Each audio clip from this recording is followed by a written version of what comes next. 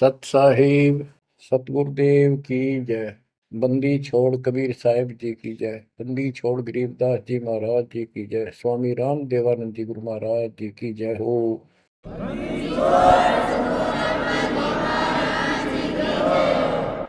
सर्व संतों की जय, सर्व भक्तों की जय, धर्मी पुरुषों की जय। श्री काशी धाम की जय, श्री सुडानी धाम की जय, श्री क्रोथा धाम की जय, श्री बरवाड़ा धाम की जय। सत साहिब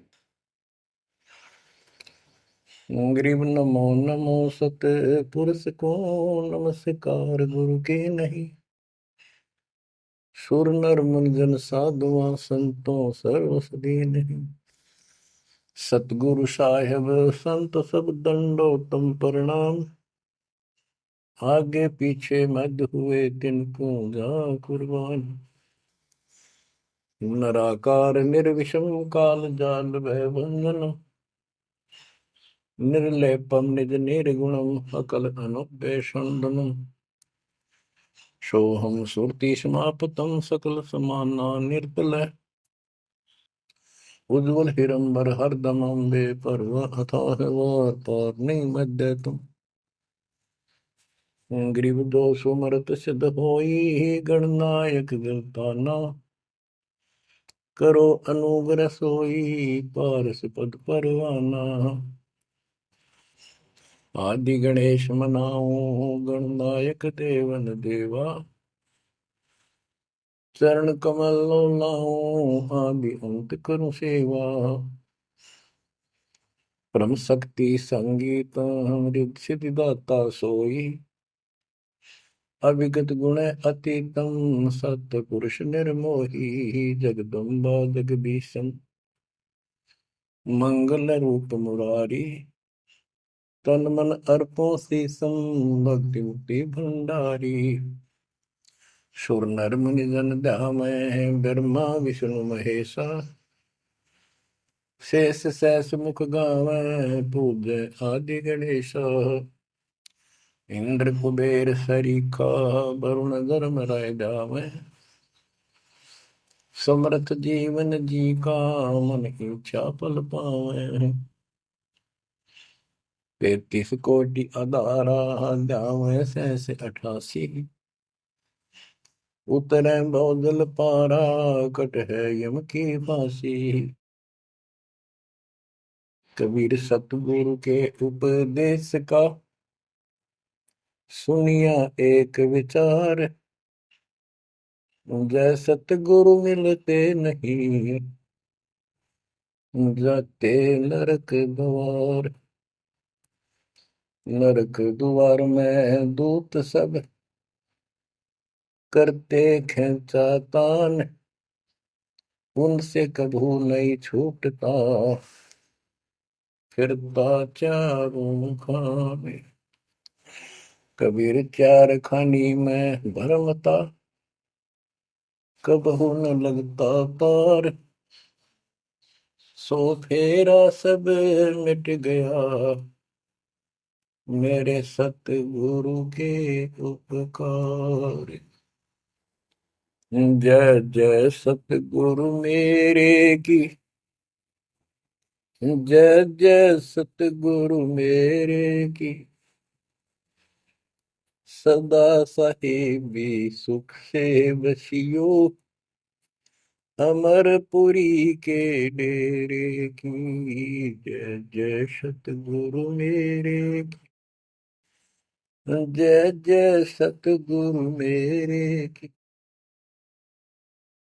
सदा साहिबी सुख से बसियो अमरपुरी के डेरे।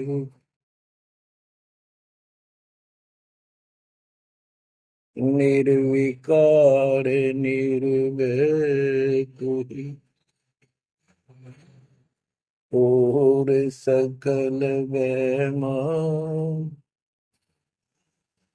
यदि साधो और सकल वैमा।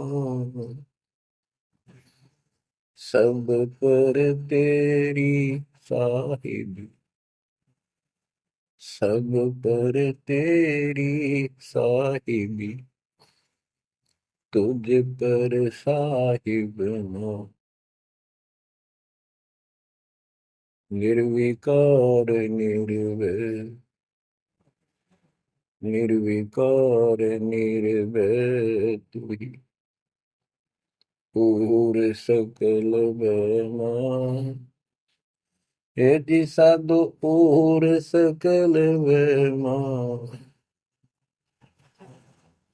सब पर तेरी साहिब, सब पर तेरी साहिब, तुझ पर साहिब ना निर्विकार निर्भय। परम पिता परमात्मा कबीर परमेश्वर जी की असीम रजा से बच्चों हमें अपने घर का ज्ञान हुआ। काल के लोक के पीड़ा कितनी भयंकर है, इससे डर बना इसका ज्ञान होने से। और सतलोक के सुख की चाह बनी आपको ये सच्चा मार्ग, सच्चा ज्ञान, सच्चा भगवान और सच्ची भक्ति पूर्ण पूर्ण सतगुरु प्राप्त है। अपनी किस्मत को सराहा करो ये बंदी छोड़, उस मालिक के गुण गाया करो। ये परमात्मा हम इतने निकम्मे इंसानों पर आपने कैसे दया कर दी, हम कैसा जुल्म करके आपको छोड़कर इस गंदे लोक में आए। आप कितने दयालु हो। गरीबदास जी कहते सतगुरु आए दया करी, इस गंदे लोक में झांके भी कोई नहीं ऊपर जाने के बाद। गरीबदास जी कहते सतगुरु आए दया करी इसे गंदे लोक में, और उस सुख स्थान को छोड़कर जैसे केशव और कबीर रूप में जब मालिक दोनों रूप धारण करके आपस में चर्चा करते हैं, हमें समझाते हैं। केशव कहता है कहो कबीर क्यों उतरे ऐसे मुल्क मलिन, इसे मलिन लोक में क्यों आए आप, और वो छोड़े हीरे मोती लाल वहां ऐसे सुख सुविधा छोड़े आप। तो कबीर साहब कहते हैं बहुत सागर में आए हैं जीव हमारे लाल, इनके लिए आया गोता मारू स्वर्ग में जा बैठू पाताल, गरीब दास ढूंढता फिर अपने हीरे मोती लाल। देखो सतगुरु आए दया करी ऐसे दीन दयाल, बंदी छोड़ वृत्तास का उसका गुण है। बंदी छोड़ काल के लोक से छुड़वाने वाले, और जक्ष अग्नि प्रतपाल हमारा पालन पोषण धारण पोषण करने वाले वही हैं। आपको इतना ज्ञान सुना दिया और सुना रहे हैं, इस ज्ञान से आपके अंतःकरण में ये फाइनल हो जाएगा एक दिन। क्योंकि बार बार कोई वस्तु सुनते हैं उसका धीरे धीरे धीरे धीरे असर बनना शुरू होता है। तो बच्चों परमात्मा प्राप्ति के लिए हम बहुत समय से प्रयत्न करते आ रहे हैं, युग बीत गए अपने को युग। अब आपको सर्वंगी साक्षी के अंक की वाणी सुनाता हूं, क्योंकि इस अमर वाणी से अमर ग्रंथ से हमारे को ये पता चलेगा कौन सी साधना गलत है, हम किन को संत साधु मानते थे, वो कितने सफल रहे या असफल रहे। ग्रीव चुंडित मुंडित भद्रा, मोरनी मैल न पावे, दो मर पान ठडेसरी ये दो जक धक्के खावे।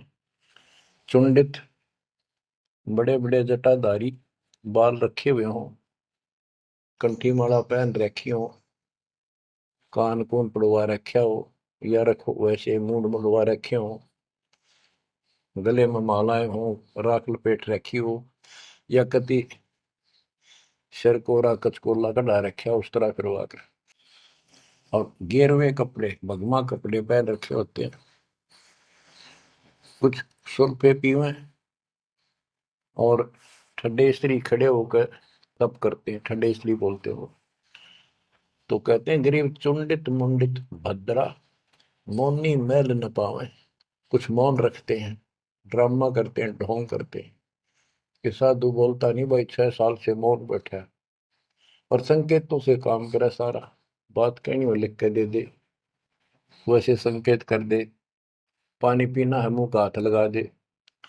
तो ये सिर्फ पाखंड है, भक्तिहीन इंसानों के ये कर्म है। गरीब चुंडित मुंडित भद्रा, मोनी मैल ना पावे, धूमर पान ठडेसरी, दोजक धक्के खावे। दोजक माने नरक। ये मैल नहीं पावे, सतलोक प्राप्त नहीं कर सकते, ये नरक में धक्के खाएंगे। गरीब योग नहीं यो रोग है, जब लग नाम न चीन, घर घर द्वारे भटकते, भेख बिना यकीन। ये योग माने साधना भक्ति नहीं है, ये तो मान बढ़ाई का रोग लगा हुआ है। जब तक सच्चा नाम निज नाम नहीं मिलेगा, सच्ची भक्ति नहीं मिलेगी, ये जन्म मरण का रोग यूं का यूं बना रहेगा। और घर घर द्वारे भटकते, भेख बिना यकीन। गरीब भेख लिया तो क्या हुआ, जब लग नहीं विवेक, तीन काल निपजे नहीं, नहीं मिटे कर्म रेख। ये भेख लेना होता है किसी विशेष पंथ में, उसकी वेशभूषा ग्रहण कर लेते, दीक्षित माने जाते हैं। जैसे वैष्णो परंपरा के व्यक्ति एक कंठी माला गले में डालते हैं, सफेद बाणा पहनते हैं, तिलक लगाते हैं, बड़ी बड़ी दाढ़ी पूछ रखते हैं, इनको वैष्णो साधु बोलते हैं।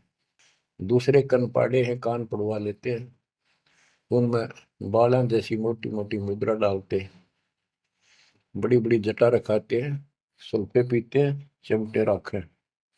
गरीब देख लिया तो क्या हुआ, जब लग नहीं विवेक, तीन काल निपजै नहीं, नहीं मिटे कर्म रेख। कि ये अलग से कोई वेशभूषा बना के भाई ये आडंबर कर भी लिया, बिना विवेक बिना ज्ञान के इससे कोई लाभ नहीं होगा। तीन काल निपजा नहीं, यानी कदे भी लाभ नहीं होगा, कभी भी नहीं मिटे कर्म रेख, यानी कर्म के दंड, पाप कर्म नहीं कटेंगे। गरीब अधः कपाली तपत है, तल सिर ऊपर पैर, दम का खोज न जाने ही, क्या देही सो बैर। क्या बताते हैं कि कोई ऊपर न पैर कर आसन पर नीचे सिर करके तपता है, कोई किसी प्रकार से कठिन साधना करता है कि तुम श्वास के सिमरण का, दम का खोज न जाने ही, क्या दे ही सू बैर।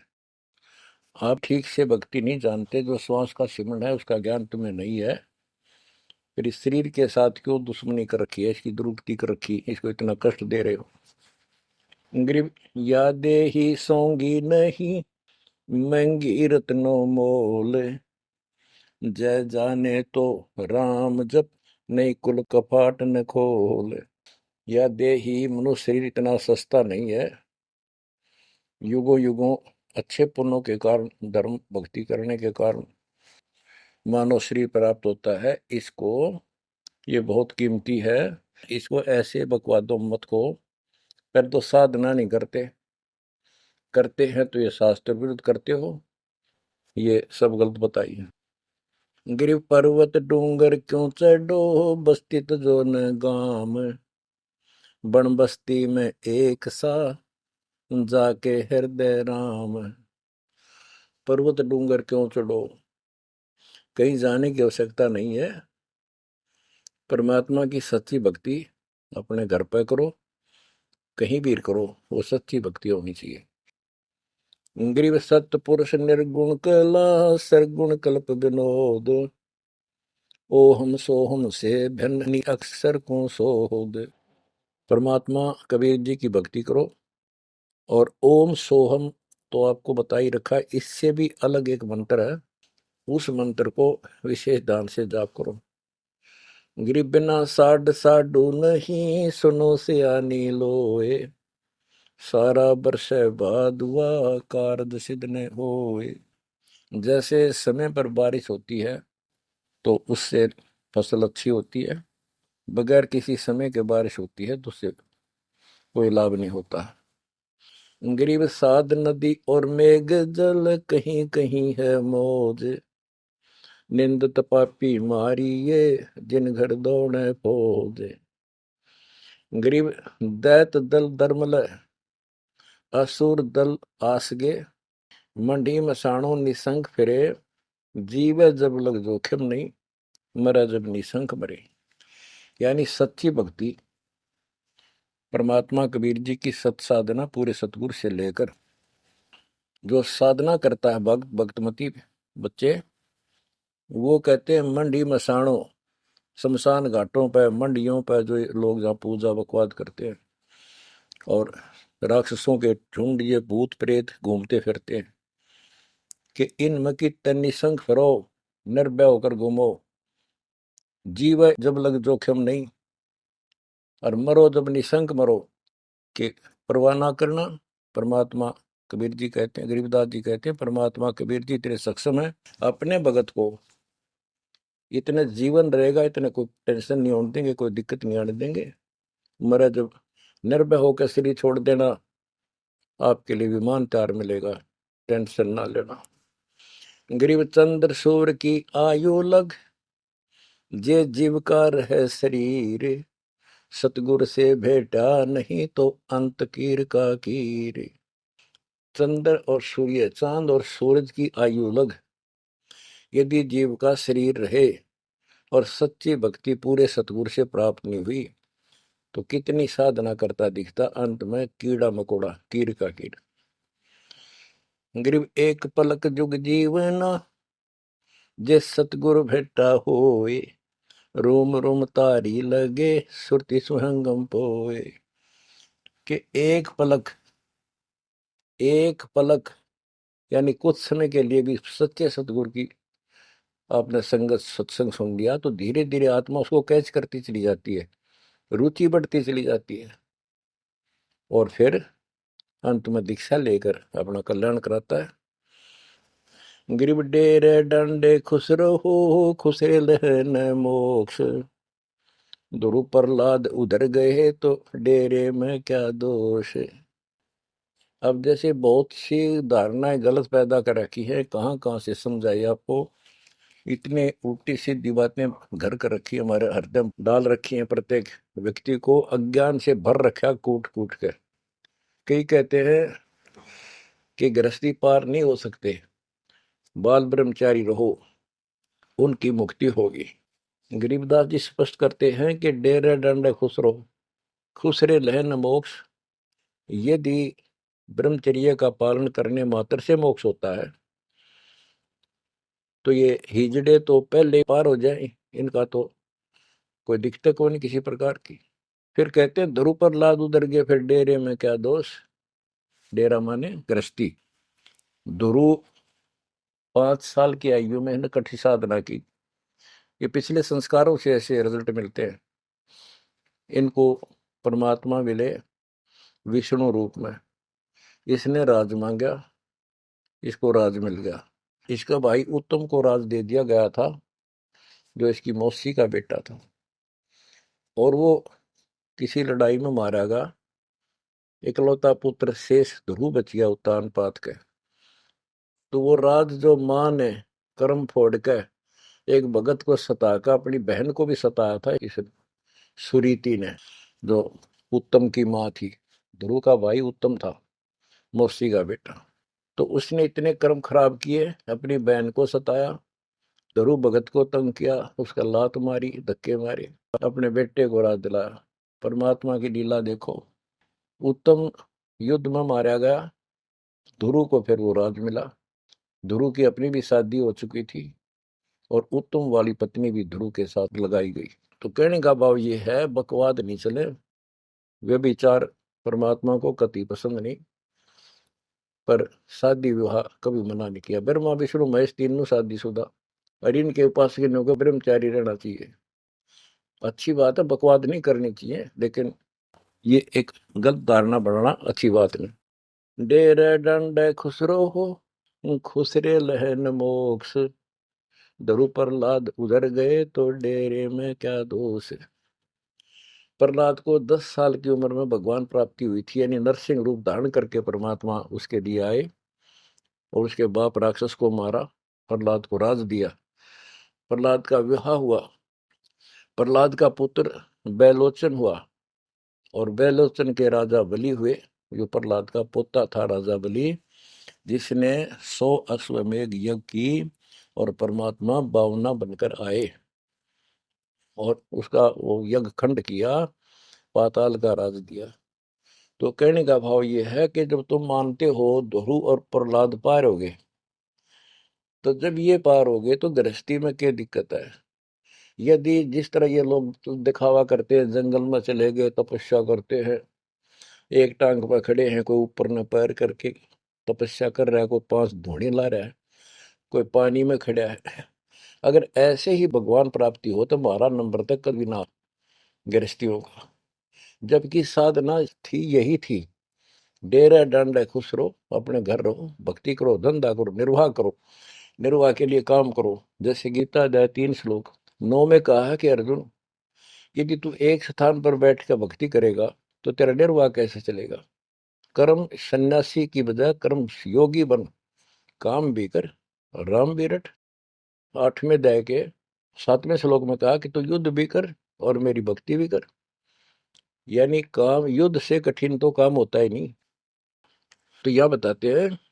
और गरीब गाड़ी बाहो घर रहो, खेती करो खुशहाल, साईं सिर पर राखिए तो सही भक्त हर लाल। गरीब डेरे डंडे खुसरो हो खुसरे लहन मोक्ष, ध्रुव प्रहलाद उधर गए तो डेरे में क्या दोष। जैसे गलत धारणाएं पैदा कर रखी है कि मोक्ष तो उसको प्राप्त होगा जो घर छोड़ जाएगा, जंगल में कठिन तपस्या करेगा, परिवार का मोह त्याग देगा और ब्रह्मचारी जीवन जिएगा।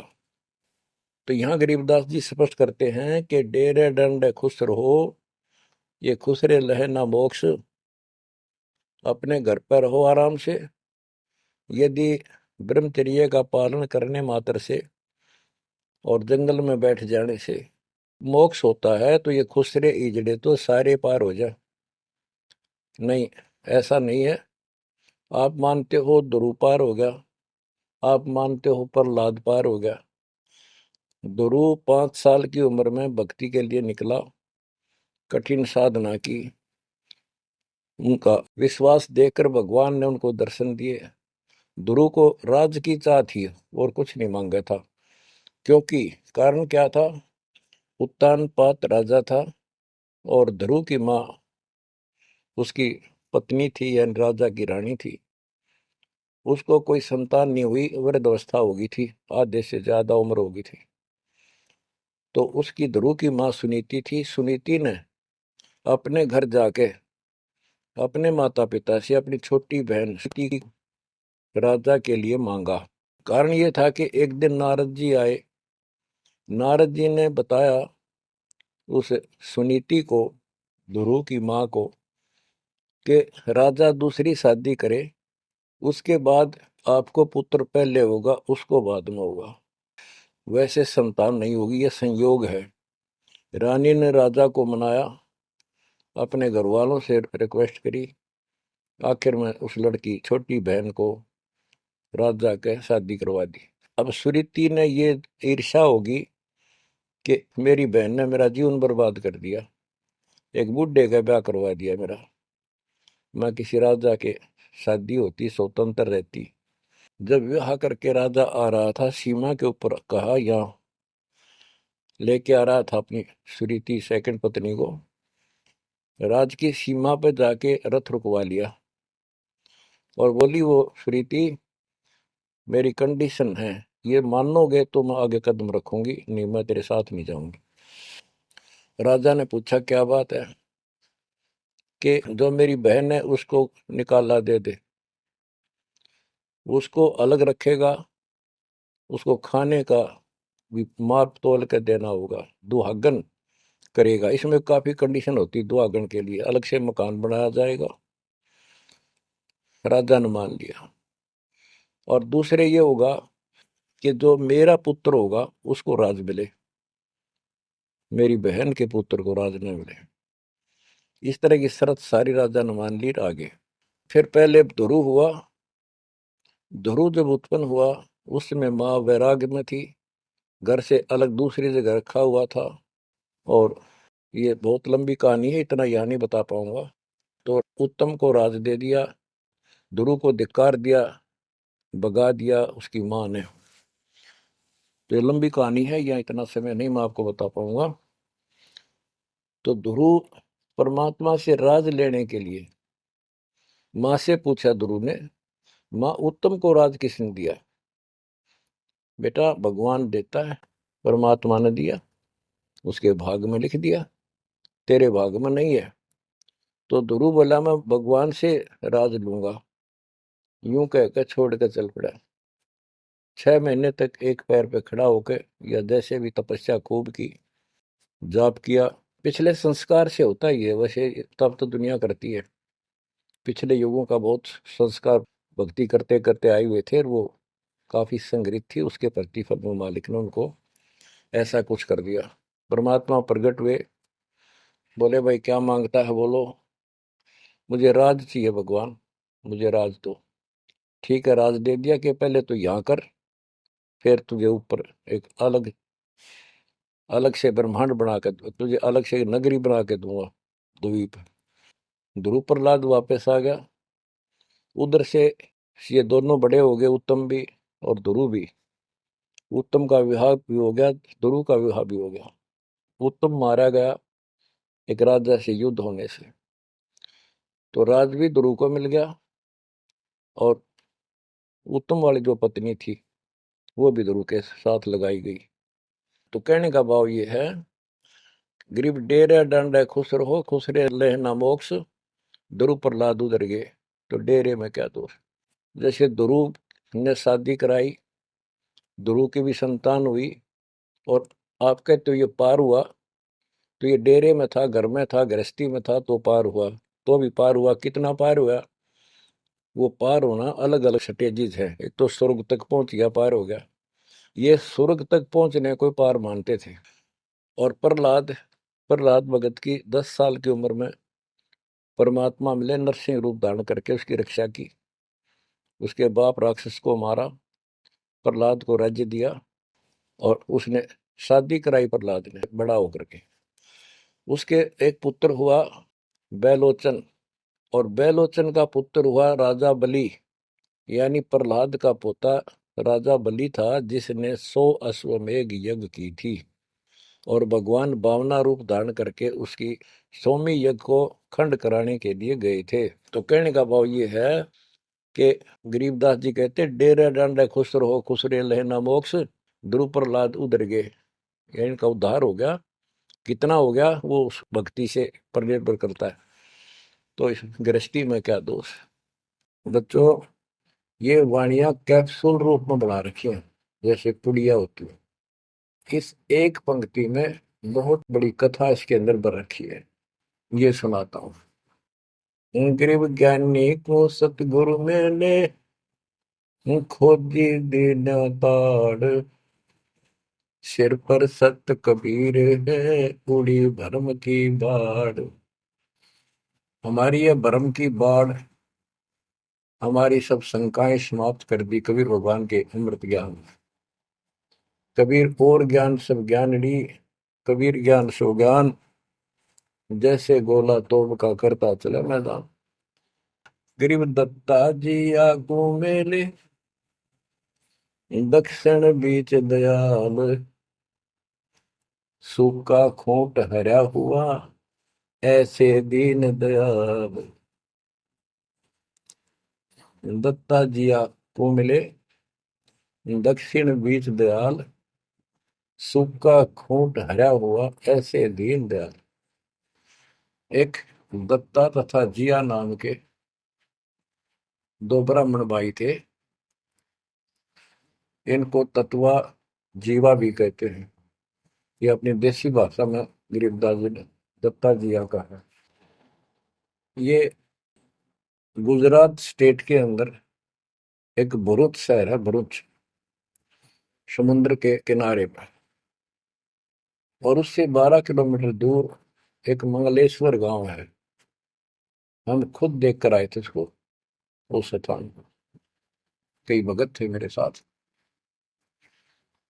तो मंगलेश्वर गांव के पास एक शुक्ल तीर्थ नाम का गांव हुआ करता था, जिसमें जिया और दत्ता, ये दो ब्राह्मण भाई भी रहते थे। वो सारा ब्राह्मणों का ही गांव था। वो आसपास गांव में जाके पंडिताई किया करते थे। दत्ता और जिया बहुत ही परमात्मा के चाहने वाले थे। वो सत्संग सुनने जाया करते थे। जहां भी किसी साधु संत का सत्संग होता था तो सभी ये कहते थे, अभी मोक्ष के लिए पूर्ण सतगुरु की आवश्यकता होती है। गुरु बिन मोक्ष नहीं होगा, गुरु बिन सच्चा ज्ञान भी नहीं होगा। जहां भी जाते थे वो मंडलेश्वर प्रवक्ता एक ही बात बताते थे। तो जीवा और तत्वा ने दोनों भाइयों ने विचार किया कि भाई जहां भी हम सत्संग जिसका सुनते हैं वही हमें तो बहुत पूर्ण गुरु लगे। जिसके विचार सुनते हैं वो उससे भी अच्छा लगता है। और पूरे गुरु बिना बात नहीं बने, मोक्ष नहीं हो। ये तो असंग जन्म हमने जन्मते और मरत्या को हो गए। जैसे परमात्मा कबीर जी क्या करते हैं, किसी भी रूप में आकर, और कहीं जैसे मेले मेले भरा करते हैं इनके तीर्थ तीर्थों पर, वहां चले जाते थे। वहां खड़े होकर शब्द सुनाने लग जाते और 10 20 50 व्यक्ति भगवान के चाहने वाले उनकी बातें सुना करते थे। तो जीवा और दत्ता को किसी स्थान पर परमात्मा उन्हीं के लिए जाते हैं क्योंकि वो भटक रहे हैं भगवान के। ये बातें बताई कि पूर्ण सतगुरु हो, सच्चा ज्ञान हो, तो तब मालिक का राह मिलेगा, मोक्ष मिलेगा। असंग जन्म पर मत हो गए, कुछ नहीं हाथ लगा रहे, इस तरह की जबरदस्त बातें बताई। तो उनसे वो प्रेरित हुए। उनको नहीं पता था ये कौन है। उन्हें तो एक भगत मान्या, गीत गा शब्द शब्द सुनाने वाला। फिर वो साधु संतों की तलाश में चल पड़े। जहां भी जावे एक से एक बड़ी लतीफेदार प्रवचन करे, बड़ी बड़ी कथा सुनाए, संस्कृत की भाषा में जबरदस्त बोले, स्पीच करें, प्रवचन करें। आखिर में उन्होंने सोचा भी एक हम कैसे निर्णय करें, यो संत पूरा हरियो नहीं।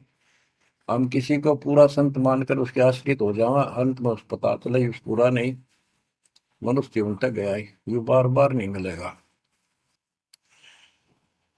आखिर में उन्होंने एक फैसला कर लिया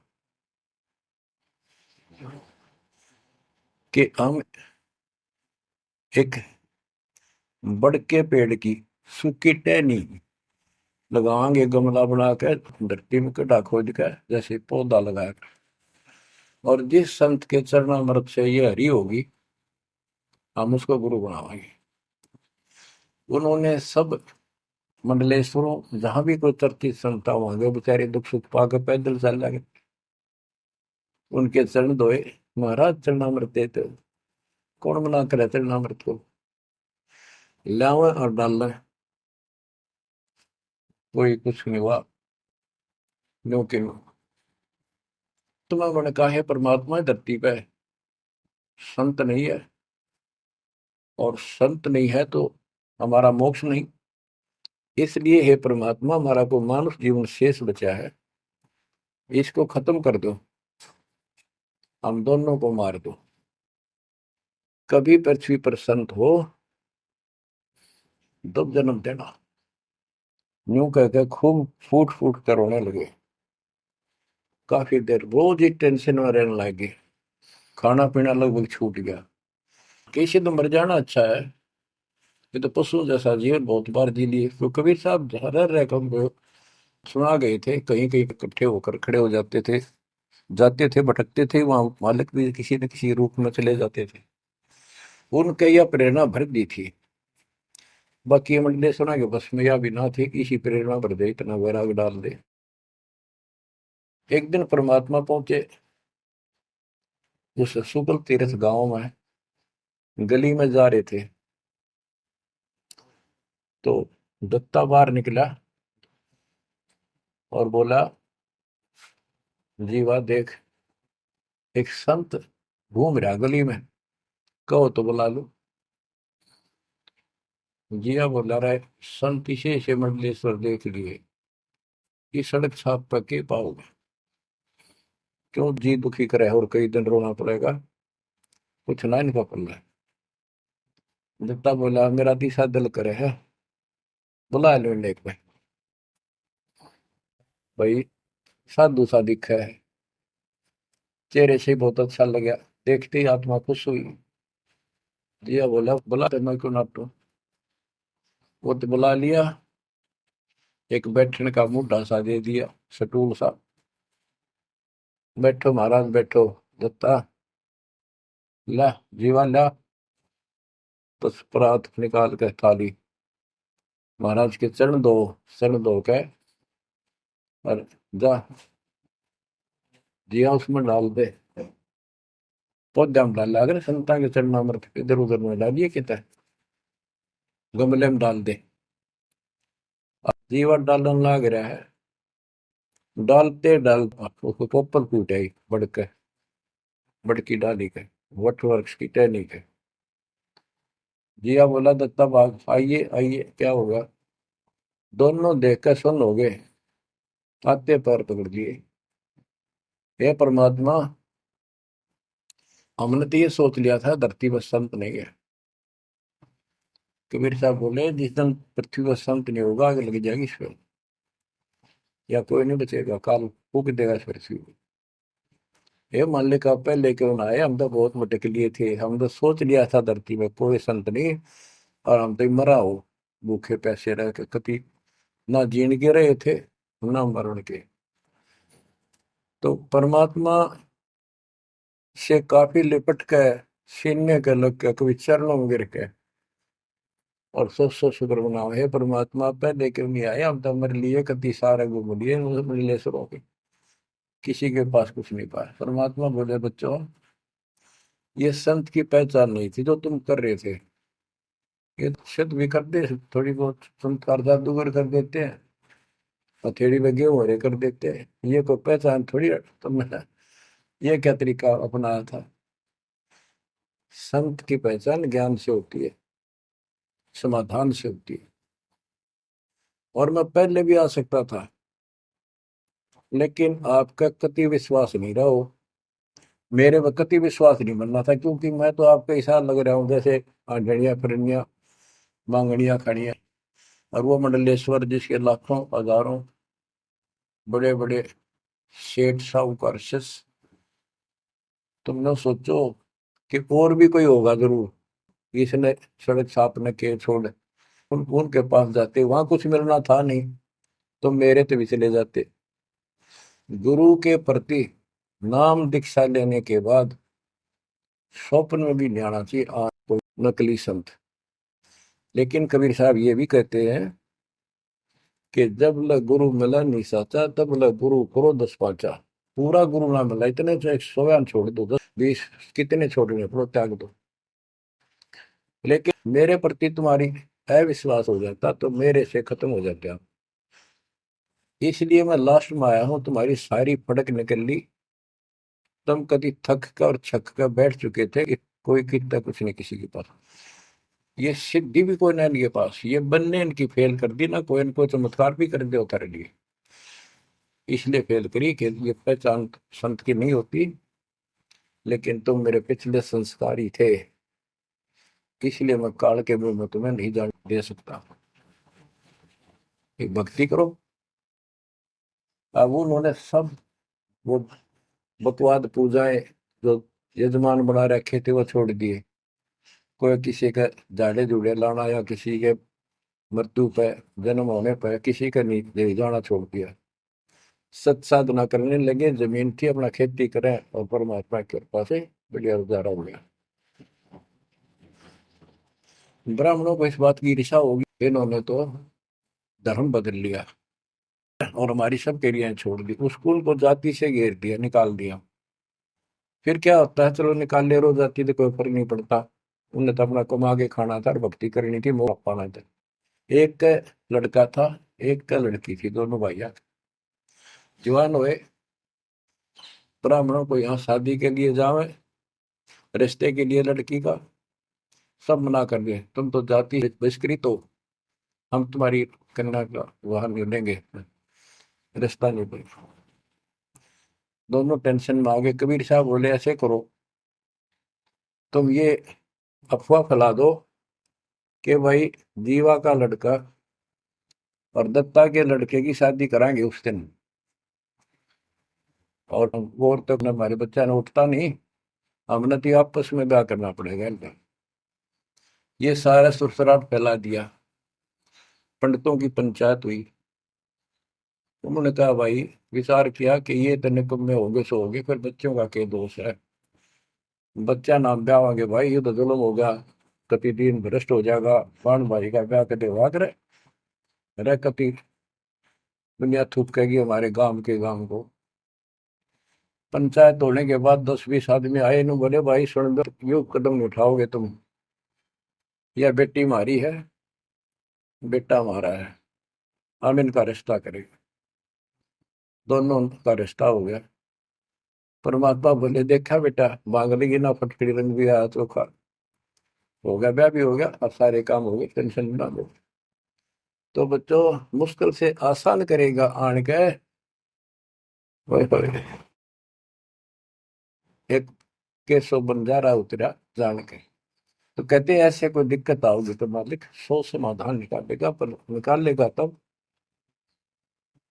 जब आप उसके प्रति पूर्ण रूप से समर्पित हो जाओगे। ग्रीव आसन अचल कबीरे का, सबका सतगुरु एक, ब्रह्मांड 2100 समझ ले, या धूमे के सिरेख,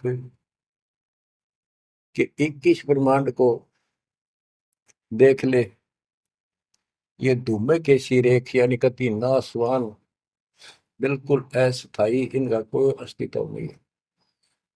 अब साइंस ने ये सिद्ध कर दिया, साइंटिस्टों ने, खगोल भूगोल के जानने वालों ने, खगोल भूगोल के जानने वालों ने ये सिद्ध कर दिया है, पृथ्वी भी घूमती है, सारे लोग घूमते हैं, यहां तक भी सिद्ध हो गया कि सूर्य भी चला है, लेकिन पूरे ब्रह्मांड के साथ चलने से इसका पता नहीं लग रहा, ये घूमते हैं। कहने का भाव, ये सारे ऐसे लटके हुए हैं जैसे पतंग। गरीबदास जी ने कहा सर्वलोक ऐसे है जैसे पतंग आकाश में लटके पड़े हैं, और जिस दिन भी इसका अंत होगा, सारे एक दूसरे से टकरा टकरा कर आग लग जाएगी, या कोई ठीक ठिकाना नहीं है। अब क्या बताते हैं परमात्मा, गरीबदास जी बता अपने भगवान के बारे में, गरीब आसन अचल कबीर का, सबका सतगुरु एक, ब्रह्मांड 2100 समझ ले, या धूमे के सिरेख। 21 ब्रह्मांड को से सब नासवान धूमे के साथ धूसी उठ रही है, नथिंग एल्स। तो इस शरीर में देखो अपने, ये कितना सुंदर लगा है, कितना अच्छा, कितना प्यारा, हरकत खूब, एक्सरसाइज इसमें करा, कुश्ती इसमें करा, छलांग इसमें लगा ला, या मालिक की कृपा से सारा कुछ हो रहा है, उसने इसमें शक्ति दे रखी है। और जरा सी उग चुक हो जा, हाथ ना उठा आदमी का, अदरंग मार जब वो पहलवान। तो परमात्मा कहते हैं इस कच्चे शरीर में इतना मत भूल है, भगवान को ना भूल है, ये लोक अच्छा नहीं है, या कोई भी ठीक नहीं है, या जो दिखाई देता है सब नासवान है। गरीबदास कहते हैं दृष्टि प्लस अपना है धर्म बर कैलाश, या कृत्रिम बादी झूठ है बनावटी। ये सारा बनावटी है। सुरत समो श्वास, कृत्रिमबाजी, ये बनावटी लोग हैं सारे। जैसे करने नो दीदार में प्यारा है, एक शब्द है संत परमात्मा कबीर साहब का। उसमें बताया है कि आदि माया की नी चतुराई और झूठी बाजी पिंड रचाई, ताका प्रतिबिंब डारा है। सतलोक की जो व्यवस्था ऐसी ही है, उसमें भी बहुत द्वीप है और ऐसे ही मानव स्त्री पुरुष शरीर है, लेकिन वो अमर है, ये नासवान है। ये समझो मिट्टी के और वो स्टेनलेस स्टील के, सोने के। वहां का जो शरीर है वो अमर है, वहां के देवता रूप हम सब देव देवी रूप हो जाते हैं वहां पर, लेकिन इस भक्ति के शक्ति से होते हैं। तो उसकी नकल कर रखे आप, टोटली नकल। ये शरीर कितना सुंदर लगा आपका, मृत्यु के बाद इसको फूकते हैं ना, 1 किलो राख हो जाती है। और ये देखो क्या था ये बच्चों, क्या बताया जा रहा है, यहाँ का सब सब व्यवस्था कति नकली और नाशवान है। चारों वेदों का ज्ञान नकली, जिनको हम भगवान मानते थे वो भगवान नकली।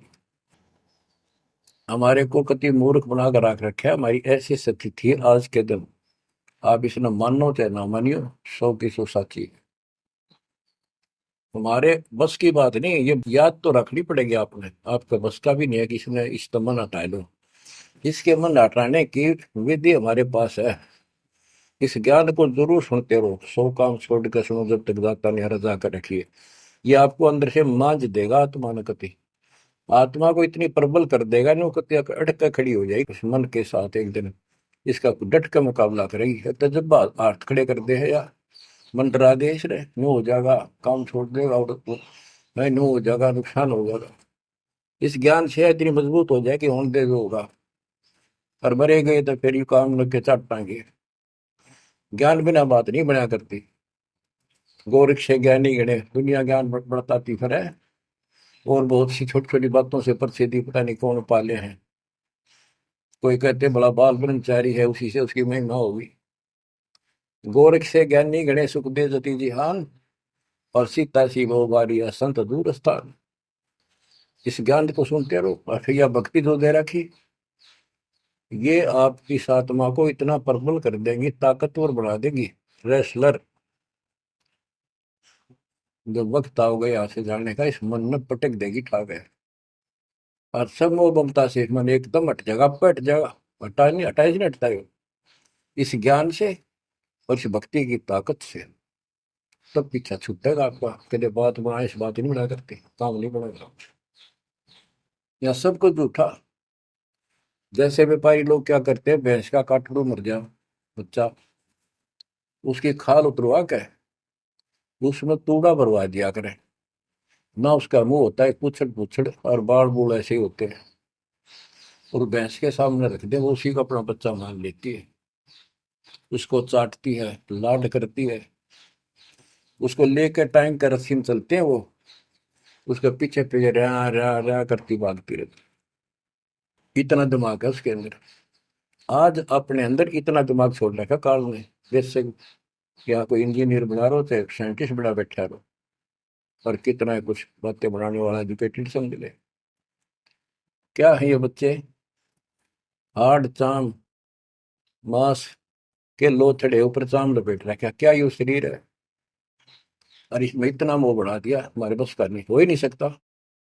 वो वैसे ने कौन समझावा कि ये ऐसा नहीं है, इसमें कुछ नहीं है। कोई बात नहीं, आप इस ज्ञान न सुनते रहो, आपको भी और इस सारे के सारे परिवार को भी परमात्मा वहां ले आओगा। धीरे धीरे धीरे धीरे आप पर रंग कट जाएगी, किसा शरीर हो किसा भी हो। तो ये शरीर जो है ना, परमात्मा की कृपा से आपको एक दिन एहसास हो जाएगा कि यहाँ से तो जाना पड़ेगा। और बच्चों ने भी दीक्षा ले ली, सत्य राह पकड़ गई, क्योंकि हमारा लाइन पाना कठिन था, बच्चों का तो बहुत आसान हो गया। तो माता पिता से ही राह पर चल रही है, लग जाएंगे कि ये तो जन्म से ही इस मार्ग पर चलते हैं, इनकी तो मुक्ति गारंटीड है, और है आपकी भी। आप दृढ़ रहो, इस संसार की व्यवस्था से पूरी तरह परिचित हो जाओ। दृष्टि पड़े सो धोखा रे, खंड पिंड ब्रह्मांड चलेंगे, फिर नहीं रसी लोकारे, फिर नहीं रसी लोकारे। तो गरीबदास जी जब ये वाणी लिखवाया करते, ऐसे बोल बोल के लिखवाया करते जैसे दास बोल रहे हैं। एक तो इसमें लिखने वाले को टाइम मिल जाता, और उनकी आंखों से आंसू निकलते थे कि देखिए किसे मूर्ख बना रखे, आप पर काल में जुल्म कर रखा है परमात्मा के बच्चों के साथ। दृष्टि पड़े सो धोखा रे, खंड पेंड ब्रह्मांड चलेंगे, फिर नहीं रहसी लोकारे, फिर नहीं रहसी लोकारे। रजगुण ब्रह्मा, तम गुण शंकर, सतगुण विष्णु कहावरी, चौथे पद का वेद न्यारा, कोई बिरला साधु पावे। बच्चों कितना क्लियर ज्ञान, ये सूक्ष्म वेद है, वेद। जैसे मार्कंडे पुराण में आपको दिखाया, रजगुण ब्रह्मा, सतगुण विष्णु, तमगुण शिव, ये तीन प्रधान शक्ति है काल की, और यही तीन गुण है, यही तीन देवता है। कबीर साहब ने सूक्ष्म वेद में कहा है, गुण तीनों की भक्ति में भरम पड़ो संसार, कह कबीर निज नाम बना, कैसे उतरो पार। तीन गुणों का मतलब, तीन देव की जो करते भक्ति, उनके कबूल ना हो मुक्ति। बता सीधी इस बात ने कोई कह, को पर विश्वास करता अपने। अब तो इतने प्रमाण कर दिए ठाक है, इस मन ने गुंजाइश नहीं छोड़ी मन को कि ये बकवाद कर दे झूठ से, या आपकी किस्मत जोर करेगी कि आपने इसको ध्यान से सुन लिया, समझ में आ गई। रजगुण ब्रह्मा, सतगुण विष्णु, तम गुण शिव जी, स्पष्ट कर दिया गरीबदास ने। और चौथे पद का इनका पिता चौथा, इन अपने पिता का भी नहीं पता आज तक, क्या माया बुका दे है इनने। इसने उसको धमका रखा कि मेरा भेद नहीं दे देगी, या इसके वश पड़ेगी तो क्या करे बेचारी। ऐसे औरत को ऐसे दबा कर रखा जाता, और उस प्रधान है आपने, इसी कारण से। तो चौथा इनका पिता ज्योति निरंजन है, और कबीर साहब कहते हैं चार अन्न बोला है छोड़ा है, और पांचवें को जावे कह कबीर सो मुक्ति पावे हम पर आवे। रग यजु है श्याम अथर्व, चारों वेद चित भंगी रे, सूक्ष्म वेद वाचे साहिब का, सोहन सा सतसंगी रे। ये दुर्वेद अध्याय 40 श्लोक 10 में कहा है, कोई तो परमात्मा को साकार अवतार लेकर रामकृष्ण के रूप में मानता है, और कोई निराकार कहता है पृथ्वी पर आता है कोई नहीं। परमात्मा साकार है या निराकार है, वो तत्वदर्शी संत बताते हैं। गीता अध्याय 4 श्लोक 34 में यही कहा है कि तत्व ज्ञान को उन तत्वदर्शी संतों के पास जाकर समझो, उनको दंडोत प्रणाम करो, तब वो तत्वदर्शी संत में उस परमात्म तत्व का ज्ञान कराएंगे। यो ज्ञान आता कहां से है? चौथे अध्याय के 32वें श्लोक में श्रीमद भगवत गीता ने स्पष्ट कर दिया, सचिदानंद गण ब्रह्म, ब्रह्मणे मुखे, सचिदानंद गण ब्रह्म यानी परम अक्षर ब्रह्म अपने मुख कमल से जो वाणी बोलता है, उस समय यो पूर्ण ज्ञान होता है, और उस ज्ञान से मोक्ष होगा। वो ज्ञान कोई तत्वदर्शी संत बताएगा। इससे सिद्ध है कि ना वेद में वो ज्ञान, ना वो गीता में, हो गया चितभंगी। कित ढूंढा उसने, भ्रमित ज्ञान है इनके अंदर, इनकम्प्लीट ज्ञान। रग यजु है श्याम अथर्व, चारों वेद चित भंगी रे, सूक्ष्म वेद वाचे साहिब का, सोहन सा सतसंगी रे। आज आप वो सूक्ष्म वेद बांच रहे हो, सुन रहे हो, पढ़ रहे हो, आप हो वो सत्संग। सूक्ष्म वेद बांचे साहेब का, सोहन सा सत्संगी रे। बच्चों, आप वो सूक्ष्म वेद सुन रहे हो, पढ़ रहे हो, बांच रहे हो, आप वास्तव में सत्संगी हो।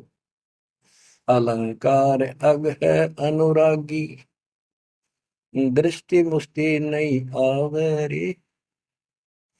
अकैलोक का वेद न जाने, फिर चार वेद के गावे। जब तुझे ऊपर के अकैलोकों का ज्ञान नहीं, अकैलोक वो चारों अमर लोकों को अकैलोक भी कहते हैं, और लास्ट वाले को अनामी और अकैलोक भी कहते हैं, ऊपर वाले को। अकय का अर्थ होता है जिसने आज तक किसी ने ना बताया हो, ना कहा हो उसकी जानकारी। कि ऊपर का ज्ञान तुम्हें है ही नहीं, इन चार वेदों ने कितना है पढ़ लो, कितना है कंठस्थ याद कर लो, कितना इनमें इनके अनुसार साधना कर दो, मोक्ष नहीं हो सकता। बच्चों, कमाल की बात देख लो, ये वेद ऋषि पट का जख मार कैसे ले गए, किससे के समझ में नहीं आई। कबीर साहब कहते, गुरु बिन वेद पढ़े जो प्राणी, समझे अनुसार रहेगा। चारों वेदों में कितने भी और मंत्र नहीं है। यजुर्वेद अध्याय 40 मंत्र नंबर 15 में एक ओम नाम है, स्पष्ट लिखा है उसमें, ओम करतु समर, किलवे समर, करतुम समर। ओम नाम का जाप काम करते कर करो, विशेष कर्तव्य समझ कर मनुष्य जीवन का, और कसक के साथ नथिंग एल्स, और कोई भी क्रिया। ऐसे गीता चारों वेदों का सारांश है। 8वें अध्याय के 13वें श्लोक में लिखा है, ओम इति एक अक्षरम ब्रह्म व्यवहारण मां मनुष्य, यह प्रयाति तदन देह सयाति परमाम गति। मुझ ब्रह्म का केवल एक मंत्र है, इसका एक अक्षर का अंतिम सांस तक इसकी जो भक्ति करता है, इससे प्राप्त होने वाली मुक्ति प्राप्त करता है ब्रह्म से। श्री देवी महापुराण के अंदर 6ठे स्कंद में हिमालय राजा को देवी फाइनल कर देती है कि राजा तू और सब बात छोड़ दे, मुक्ति चाहता है तो मेरी साधना ही भूल जा, तो ब्रह्म की भक्ति कर, उसका ओम नाम है, वो ऊपर दिव्य आकाश रूपी ब्रह्म लोक में रहता है, तेरा कल्याण वहां चला जाएगा। गीता अध्याय 8 श्लोक 16 में कहा कि ब्रह्म लोक में गए हुए पुनरावृत्ति में उनकी जन्म मृत्यु सदा रहेगी।